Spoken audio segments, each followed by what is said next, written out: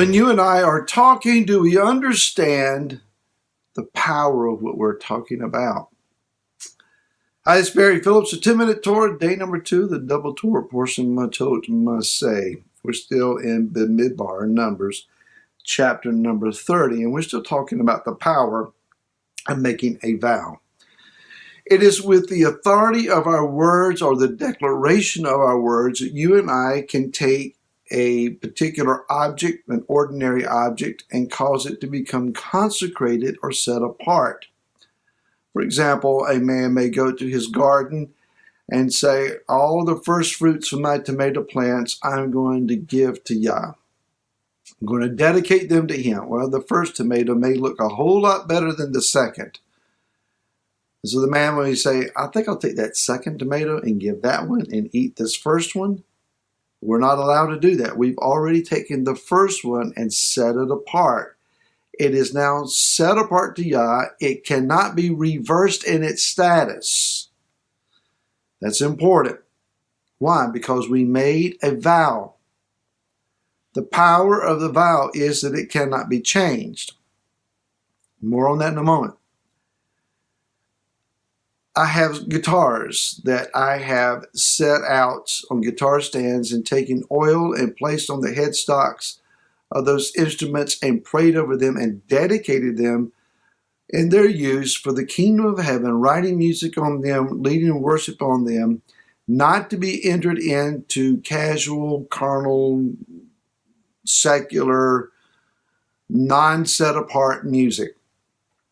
After doing that, I had someone to invite me. I need someone to play rhythm guitar for some old standard rock tunes for an old rock and roll show, 50s and early 60s stuff. I didn't have a guitar that I could use to play for that because everything that I had set apart, and I did not have an instrument that I could use in that setting.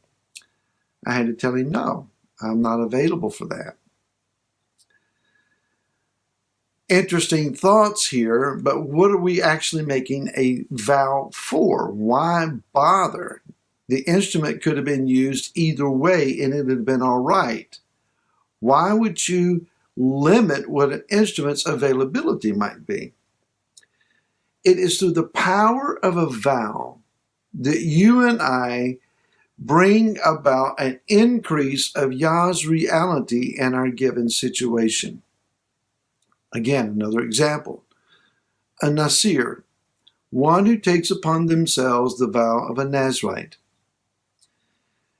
They make a vow before Yah that they will not cut their hair, they will not drink wine, eat grapes or raisins from the grapevine, and they will not be defiled for anything death, not an animal carcass, not even attending their family's funerals, for whatever the length of the vow it might be, whether it's a year, a few months, a day, for the rest of their lives. When you take on the vow, then what happens is that you are inviting the power and the authority of heaven through your words to become a part of that which is set apart to him. Hasidic thought, and I agree with this, is that you and I are put in whatever environment that we find ourselves in. We live in a city or a rural community. We're in a certain given location. We're there by design with the express purpose of diffusing the Father's presence into our sphere of influence. The people that we shop around, we work with, our family, our neighbors, our community. Our purpose is to allow Yah's divine presence to be expressed through us. Same principle that Yeshua taught us, that you are the light of the world. You are a city set on a hill, Yerushalayim. You cannot hide that. Do not hide your light, but thrust it out in the darkness so that all in the darkness may see and have its benefit. To take on the vow is then to invite an increased availability of power to get that accomplished. For example, in Bamidbar 21, verse 1 through 3, we just read that a few weeks ago. we see that King Arad captured the people of Israel, and the nation of Israel made a vow before Yah. We're not told expressly what the vow consisted of, but the vow that they made before him enabled them to have the power and the ability in the military to pursue this king and recover the souls that had been taken from them. There are given situations where we're needing a greater dynamic of Yah's presence and power, and we're needing a means of contacting that, of connecting with him. It is through the power of setting oneself apart or a certain given object apart for that express purpose. Begin to take this under consideration, but also to remember it's better not to make a vow than to make one and not keep it. Perhaps there are those of us, we promise, Father, I give my life to you. Everything that I have belongs to you. I've prayed that. What am I doing? I'm setting everything that I have apart to him. I'm setting my life apart to him. That means I may not live my life in a very flippant, casual, nonchalant, I just don't care attitude. It's not to say I've not been tempted hard to have that attitude.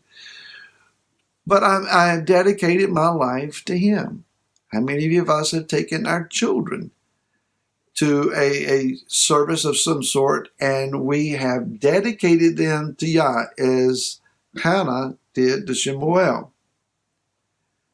Our hearts were well-intentioned. We meant what we said. We were going to vow before Yah that we're going to do our best to raise these children in the love and the admonition of Yah and teach them his word from a young age, lead them to Messiah at a young age, etc. Lauren and I did that with our two daughters, and we were successful, I believe, in what we attempted to do. But it wasn't without challenge. Sometimes we need to remind our children, you've been given to Yah. Don't preach at them, but just remind them, there's a call on your life. You've been dedicated to him. Let's go a little bit further. The idea of a vow being made is to release power from the spiritual realm into the physical realm and give us a means of overcoming or breaking through. Now, it's interesting that these words, as they are given, were to the tribes. The word that is used here is Matot, and it references a rod or a staff that has been cut from a tree and has become seasoned and hardened, yet it retains in its DNA the quality and the fibers of the tree that it was cut from. Another word that is used for tribe also references a rod, shevet, but it references that which is green, freshly cut. Moshe is given these instructions to wise and seasoned men who retain the DNA of Am Israel. Brothers, you have the power to make a vow, and Yah hear you, and you can invite his presence and power to come into your situation and give great deliverance, but use wisdom. And such we find then in the case of a father or a husband who hears their daughter or their wife make a vow before Yah. In the day that they hear it, they have the authority as head of their homes to break that vow, to cancel it out. And it's not about a position of power or prestige or privilege here, as much as it is accountability, responsibility. The husband and the father is responsible not only for their own prayer lives, but for the prayer lives of their families. Husbands, dads, if your family prays, it's going to be because you lead them in prayer, and you demonstrate prayer, and you model prayer for them. Do not be ashamed or embarrassed to pray, but then listen to your family pray and teach them, show them how to pray appropriately. A little more tomorrow. Until then, shalom.